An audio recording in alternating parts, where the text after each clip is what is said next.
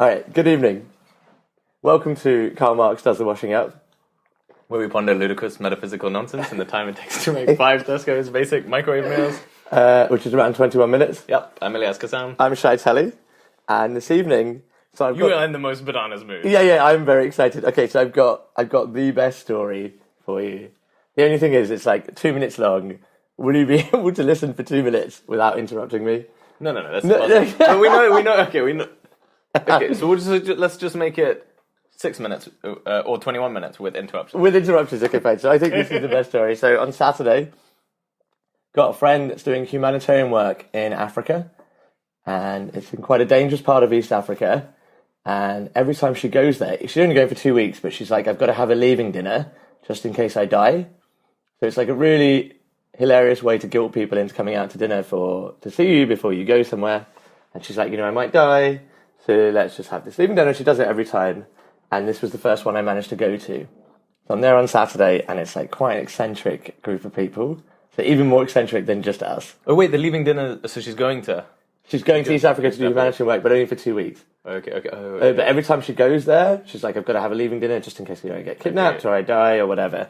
Obviously, I can't say the name of the country or her name or the name of the charity because I don't know if that's allowed. Like, will she get sacked? I don't know. Anyway, so she's like, you've got to sit next to this girl. You've got to sit next to this girl. You've got to sit next to this girl.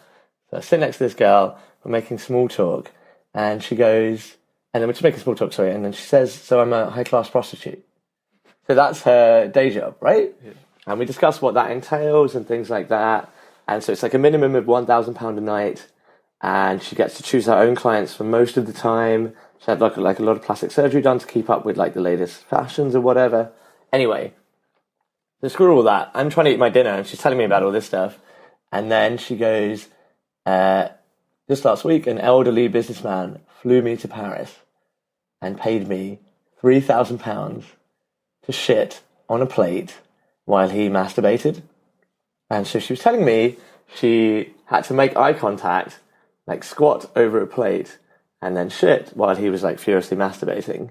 And it came with loads of rules. He was like, so it has to be like a runny, it can't be a runny or watery poo. It has to be like a fully formed poo. So she couldn't take a laxative.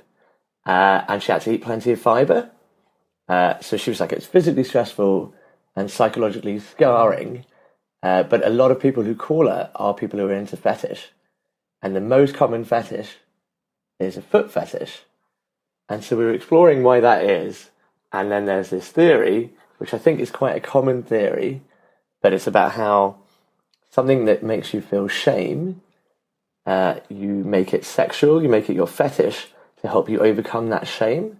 And the theory is that when you're younger and your parents are shouting at you, you look at your feet, and then your feet become something that you're ashamed of looking at. And then it becomes this fetish to help you see it in a sexual manner, to help you overcome this shame of your feet.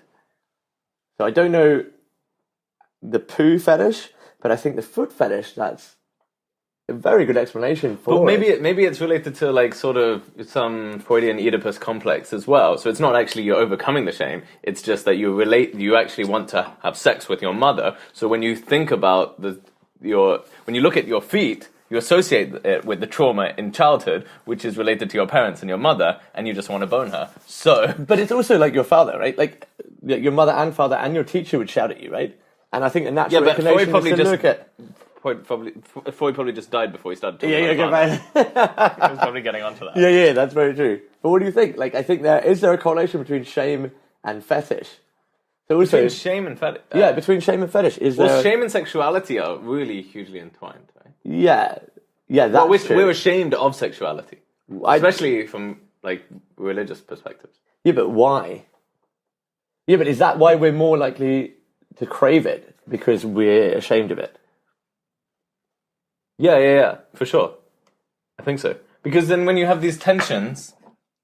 Wait, I feel like I haven't really, like, acknowledged how fucking bananas... That's a good story, right? Yeah. Well, this is...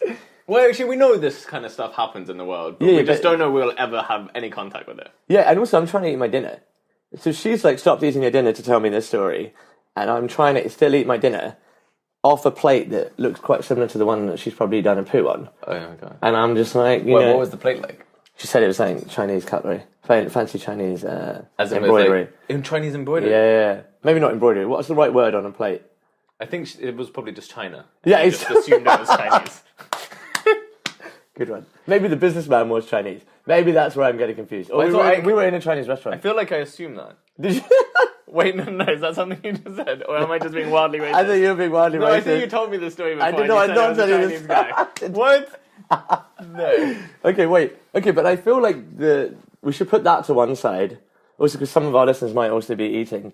But I think the foot... Is that allowed in the rules? No. I feel like if she just put it to one side, it would not be. Yeah, that's... Yeah, but I think the foot fetish thing, I think that's a really fascinating theory. Well, I just never understood this like problem people have with feet. Right? I think feet are great. Like, if I like a girl, I normally like her feet. Yeah. Okay, fine. But you wouldn't go as far as, using their feet to sexually please you? No, I would, but not in a fetish way. Wait, how would you do it in a non-fetish way? Well, but why? But this is what I find so strange, that the feet have become this thing. That's a fetish. No, but it's also not. Yeah, exactly. It's a fetish if you like it. Like, why can't it just be like any other part of the body? Why have we isolated it to that point? As in, like, feet are considered disgusting. Hello? What about bums? Yeah, that's... It's like, why have you like, oh my god, he's a weirdo, he's into feet. Yeah. Like, you're into vaginas and penises and bums. Oh yeah, that's like, very true. That Yeah, okay, weird. fine. Yeah, that's very true. Maybe it's just because we don't wash our feet as much as we wash those areas. Yeah. How much? You wash your bum that much? I mean, I guess you wipe it. I wash my feet every day, without fail. Do you really? The Well, bottom. you have a shower, Okay, wait. yeah. Let's not talk about. Okay, this is nonsense. This is nonsense. But I think there's. But just so everybody knows, I'm a very hygienic man. Yeah. So she was saying another example of this shame fetish thing was a guy paid her to destroy her stamp collection, and she just had to get naked and then rip up this man's stamp collection, and he was ashamed of his stamp collection because his friends were laughing at him for it or something, so he wanted to derive this pleasure from it, this thing that he was ashamed of. So you generally like to destroy. I mean, there's when you feel a sense of shame, Yeah. then there's this kind of crazy tension. There's this kind of anger against what's causing you shame, and you want to cause like some sort of physical harm towards that, right? But Don't you also- feel like this energy? If you feel that sense of shame, Yeah. But shame is the overriding emotion. shame is the overriding emotion of Yeah, like sexuality, right? That's- Yeah, it is though, right? I don't know, not in all sexuality. No, I don't feel like I ever have sex out of shame. No, me neither, actually. I might have shame. Yeah. There might be some element of shame around having sex. Oh, but maybe afterwards? There may be some Sort of shame. But, I mean, I don't think so. Yeah, I don't think so. But Yeah. I just... Okay, But then fine. so is shame just associated with fetish, or is it part of sex itself? So there's so actually I won't say a name, but this lady was saying that shame is just associated with fetish. But then sleeping with a prostitute, she was saying, is a fetish in itself. So the overriding emotion that she gets from people that sleep with her is one of shame. Well, yeah. Sleeping with a prostitute has an element of shame in it. But why? Because a lot of people feel that there's something kind of it feels like it might be objectifying to pay for sex. So that's sort of shameful that you're behaving in this way. It's also shameful that you feel like you can't actually get somebody to sleep with you without having to pay, which isn't always the case. You might even be able to, but people still who are very, like, it's very easy for them to get laid, still go after The prostitute. prostitutes. Yeah. But I think that's... So that's what's quite interesting to me, like how a fetish, it starts off as quite a benign thing, something that you maybe have a little interest in, but it seems to eventually overpower all of your other desires. Like, it seems to become impossible then to have normal sex once you've embraced your fetish. Yeah. Like, a lot of people who are, their fetish is feet, every sexual fantasy that they have now involves feet. On every sexual role play that they perform, every time they have sex, it involves feet. Well, it becomes an obsession, right? Yeah, okay, fine. So is a fetish simply an obsession? Maybe it's not something from Well, shame, maybe it's an obsession. Yeah, maybe it's a meticulously curated, manifestation of an obsession or of an obsessive energy, right? So it's kind of because the obsession, like in these situations, it's not an obsession with shit. It's a very specific curation around an obsession with Because it shit. involves There's a all the beautiful rules, girl shitting with a fully formed poo onto a plate, right? There's a lot of specifics there. Yeah. What were the rules? Do you remember what all the rules were? So that was the rule that most stuck out. I can't remember what the other... Oh, the other rule, sorry, it should make eye contact. Well, eye contact. Eye contact throughout the entire time. Wait, was the eye contact because they want to be like intimately entwined, or just because just wait, what was the wait? I feel like there's another option there. So the reason why it was so psychologically scarring was because of the fact is I don't think it's just the masturbation, it's the fact that the eye contact made it more it's intense. Yeah, right? It's really intense, right? And it was meant to be unbroken eye contact. It's really hard to maintain eye contact when you're straining in that regard as well. And squatting. Yeah. It's hard not to blink and shit. Exactly. Yeah. But that's not something that you would really consider unless you were put in that situation. Yeah, I mean, exactly. You think about. Yeah. It's also funny because you can't even take, recreational drugs to help you in that situation because a lot of them constipate you. So she was really had to go in, quite sober. So why did she say why or what made it so psychologically scarring or how it scarred her? So I didn't want to broach that too much because I just met her. I mean, that's normally the story that starts. Yeah. Wait, so she's been... But she was saying that, she's got this offer again from this guy to go back in 2 weeks. Is she going to take it? Well, she's debating it. She's debating. Yeah, because it's really good money. Like £3,000, there's no sex involved. You just go to sleep afterwards.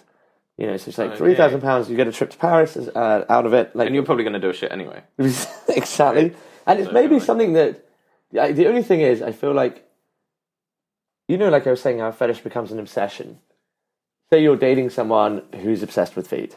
Does that become your obsession also? Well, no, it can just be out of love or generosity, wanting to give the person what they want, or. But then, if it goes back to the shame theory, say I'm ashamed that your fetish is feet, and then will it become my fetish because I'm ashamed of it? Oh wow, yeah. But I don't know if shame isn't just what makes the fetish. Yeah, and also everybody manifests their shame in different ways, right? But that's why we also don't all have feet fetishes. Because I think we all do commonly look down when we're being shouted at by an elder. Yeah, but not all of us develops a foot fetish. Yeah, but also maybe some people look at the clock. I don't know many time. Well, we probably have a time fetish. Well, yeah, we have an absence. But I'm sure there's people who are masturbating over clocks at this week.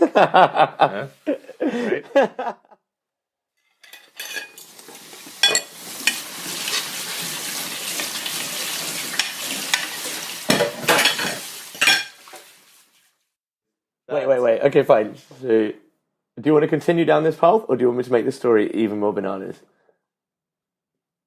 Okay. Yeah, I mean, of course. You want me to make it more nuts? Always go for the bananas. Okay, fine. So the reason why my friend was like, you have to sit next to this girl and talk to this girl is because of this. Are you ready? So the question inevitably goes down the line of, why did you choose to be in this profession? Why did you choose to be a high-class prostitute? And she goes, I don't normally tell people this, but you seem really open, so I'll tell you. And it's because when she was 24, she's our age now, so she's 30 or whatever. When she was 24, she did a past-live-regression, and in 2 of her past lives, she was a prostitute. And when she came to, she was like, I know what I want to be in this life, and it's a prostitute. And so she became a high-class prostitute as a result of that. Oh my god. That is insane. That is insane. That's amazing. So wait, no. So she decided actively to become a prostitute because she has got the experience.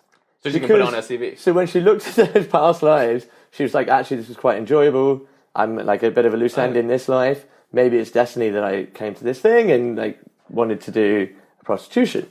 But I think that's amazing because normally we think like, well, we did this in a past life. I want to do something else. Yeah.